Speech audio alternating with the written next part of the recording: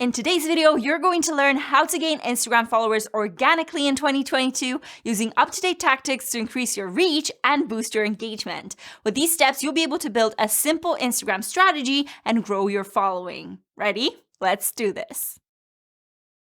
Hi my lovely people, it's Natalia and welcome back to my channel where I share super extra ideas on content creation for entrepreneurs and creatives. And I'm so excited today because I'll be spilling the tea on how to grow on Instagram organically using the latest updates from Instagram and really tweaking your strategy to work for you and not the other way around. Whether you're starting from scratch or changing things up to grow faster, this video is going to give you a good base for what to do steadily to gain more followers without paid ads. I'm starting off with building a solid foundation for your presence on IG, and then I'm sharing my 2 favorite tactics that are currently the best way to really boost your reach, so make sure to watch this video till the very end. All right, let's not delay any further, we're jumping right on in. Step number 1, optimize your profiles. The first thing we always want to do is to optimize the heck out of our profile, and on Instagram, that means having a perfect bio. So for those of you who might have it already well optimized, this may actually be the right time to give it a bit of a refresh because we have an exciting update from Instagram. The display name just got so much better and we can use more than 30 characters to showcase who we are. And it's a big game changer for both businesses and for personal brands. Before, my advice was to use something different in the display name than you have as your handle, but now with the newfound freedom, there's absolutely enough space to have your name or your business name and a title with a strong keyword. With the example of my profile at Natalia Kalinska, before the display name was content marketing, stars, social media, and now it's my first name, so Natalia bar content marketing strategist to show what I do. What I achieve with this is that my name gets displayed correctly in places like suggested accounts, and it doesn't awkwardly just sit there as content marketing and social media with no indication as to who that person actually is. And secondly, because we no longer have this limit, I can choose a strong keyword in its full form that's going to potentially appear in searches from people who may be looking for a content marketing strategist or tips about content marketing, etc. That's right, with the display name, you need to keep in mind that it's searchable, so make sure you're putting this bit to very good use. As for the bio itself, try to capture 3 crucial things here: your mission statement or value proposition, what your profile is about, and for lack of a better word, your credentials. So let's break them down here quickly. Starting with the value proposition is basically you telling your audience exactly why they would choose you instead of anyone else, highlighting the greatest benefit. Just look at Canva here. They used to display this on their homepage and included this bit in many places. Basically, it's promising ease, accessibility, and intuitive interface, so something that's going to appeal to any non-designer out there needing to start designing for whatever reason. If you go for a mission statement instead, it's all about what you do and how you help. This is where the common I help statements come in, like mine. I help content creators and entrepreneurs build a strong online presence and grow their business. Whichever one you go for, make sure to clearly show how your audience can benefit from working with you, again, for lack of a better word. With the second component, explaining what your profile is about, you can expand on it and showcase what your content is. So I could say something like Instagram tips, etc. Lastly, you want to throw in some credentials in the form of your years of experience, your education, how many books you've sold, your accomplishment, award, or something implying social proof, like in my case, 50k subscribers on YouTube. Whatever this is for you, just make sure you're giving your visitors yet another reason to follow you. If you want to learn how to craft your bio, you can watch this video here where I go about explaining it in more detail. With another exciting update from Instagram, there's one other thing that you should pay more attention to, and that's your category. Adam Mosseri, the head of Instagram, who is my go-to person on IG to keep up with what's new, has recently shared that they're expanding the tagging feature. Now, when someone tags you in a post, a category is going to be shown right by your handle. This means that you're going to have your identity showcase better when you're credited on IG. To choose your own category, go to your profile, hit Edit Profile, and scroll down where you'll see the category. Here, you'll be able to choose from a variety of options like a clothing brand or a photographer. Once your bio is sorted or refreshed, the next step is to take care of your branding. Step number 2, make your brand shine. Every time I refresh my strategy, I like to audit my profile and see how clearly it represents what I do and how consistent my brand image appears.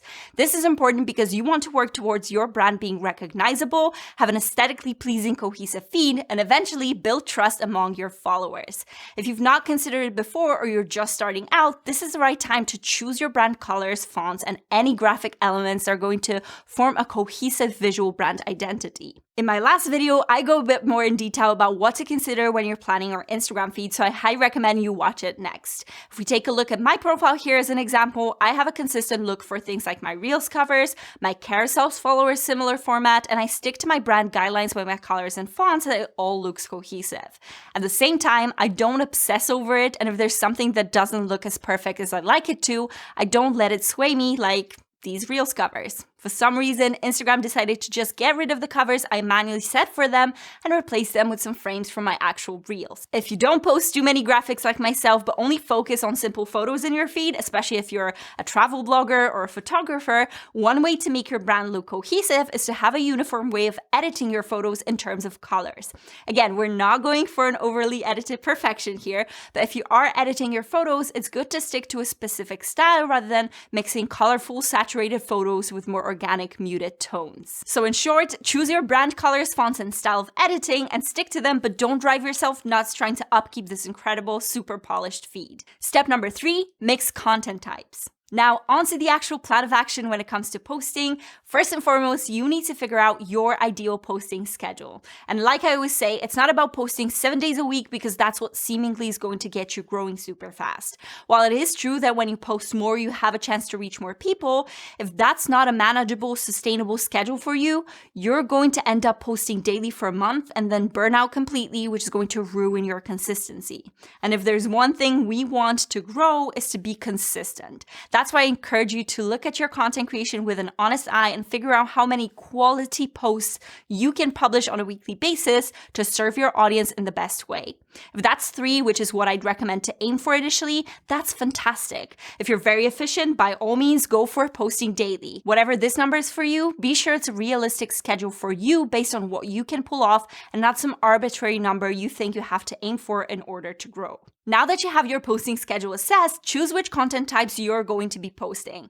Obviously, we have plenty of options now on Instagram. We have single image posts, which can be graphics or photos, or actually a merge of the two. Then we have carousels, which are still quite an engaging, informative format. We have feed videos that can take a form of animated graphics like this or actual longer videos. And of course, Reels, which I will discuss in a moment. All of these are strictly feed formats, but apart from that, we have all the other formats to consider, like showing up on stories, doing IG lives, or even posting guides. What I do here is to choose 1 to 3 feed formats you're going to be repeating consistently so that you cater to all of your followers' needs and have a fun, varied profile which constantly engages your audience in different ways.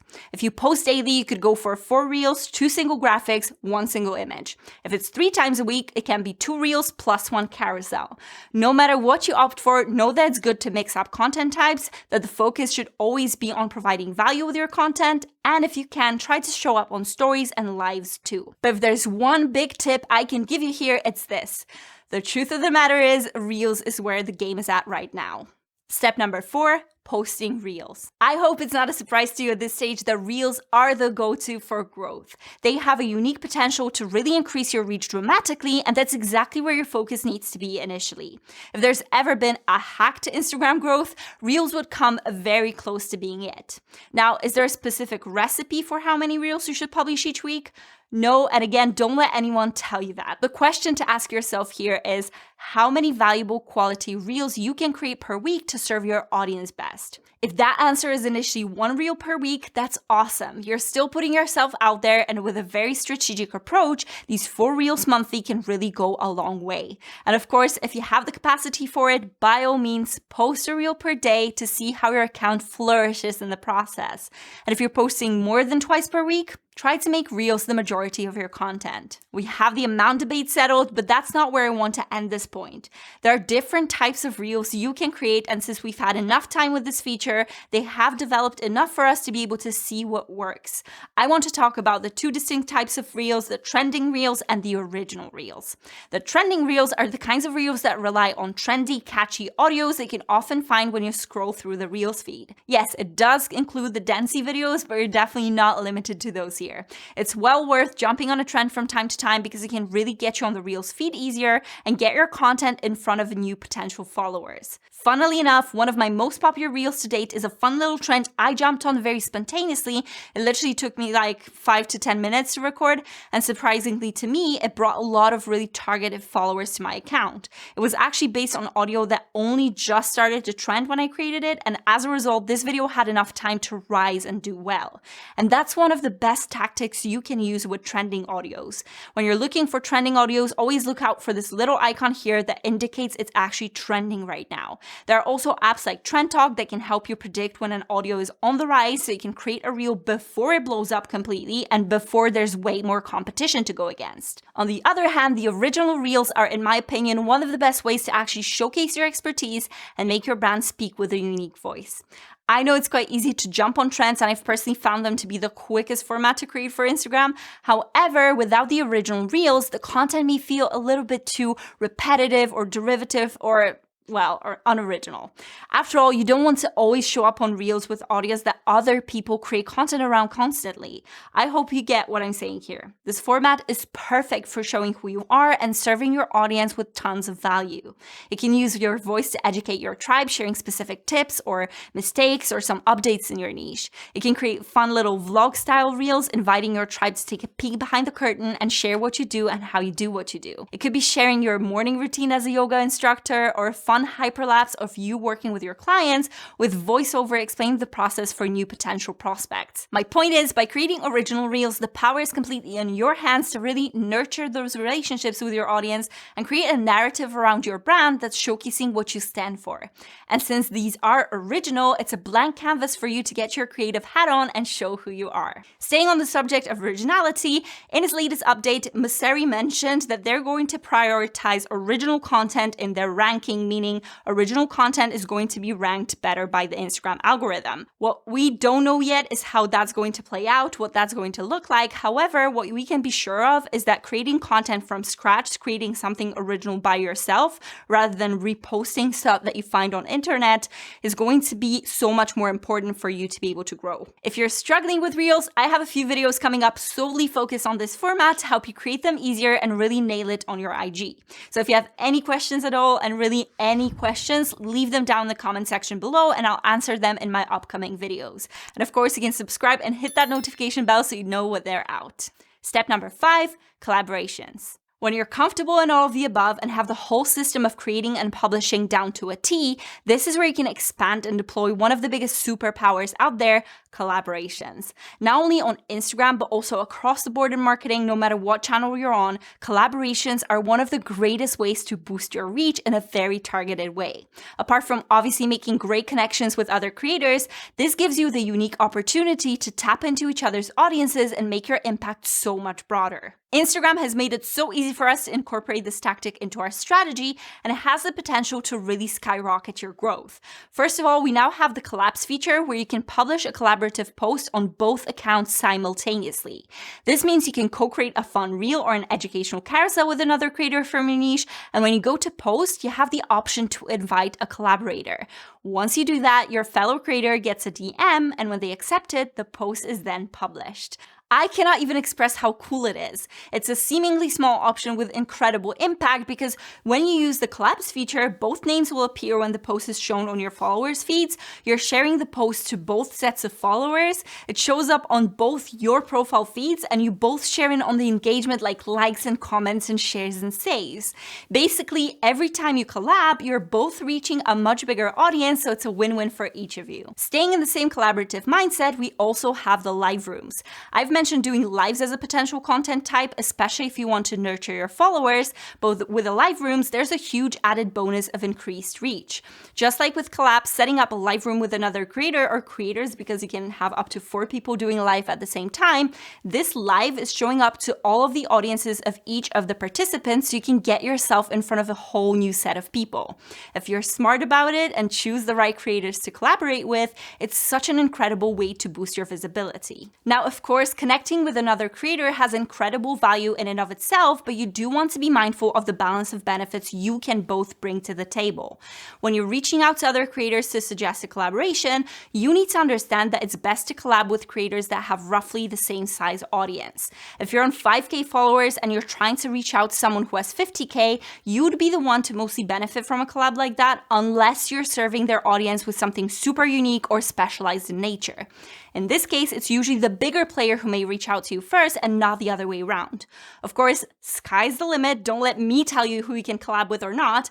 But in my opinion, it's just smarter overall to focus your efforts on looking for similar sized creators because you're more likely to get a yes from them. I'm curious to know what worked and what hasn't worked for you so far. What tips have you implemented that helped your growth?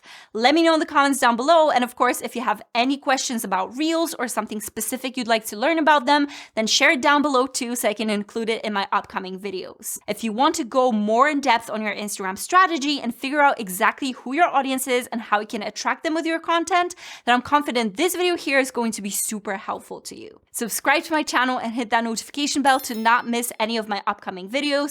Thank you so much for watching, and I'll see you next time.